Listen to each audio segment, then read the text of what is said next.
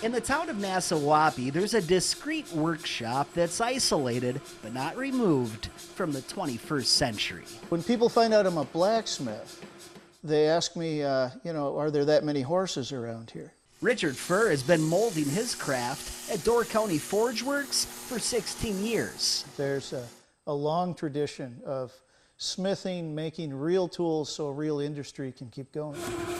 But before we get ahead of ourselves, let's turn back the hands of time just a bit and delve into the process of creation. You start with dirt and you end up with a functioning tool, and I find that rather spectacular.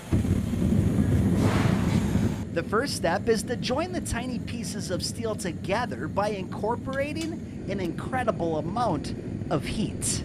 I tell everyone that comes here for classes, if you want to get good, do 100 of them. While the steel is still hot, that's when the real magic happens, and the former idea begins to take form through the process of pounding, smashing, and one beautiful light show.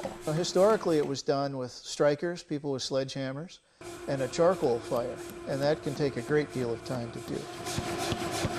The majority of Richard's focus at his shop is molding the metal into cutting tools like chisels and knives for the common man for common purposes.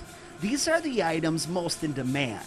So you do what you can to make a tool that someone's going to earn their living with, but why does it need to be ugly? You know, if you make a good hammer, it's not going away. It's going to be there forever.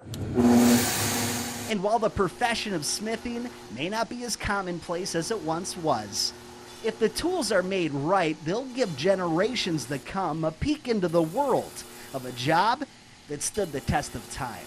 The toolkit hasn't changed much. A hammer from Roman times looks like a hammer now, but it's got all of those eons of history behind it. So it is a little happy moment to know that maybe one day my stuff will be sitting in the museum and people will be wondering who made that.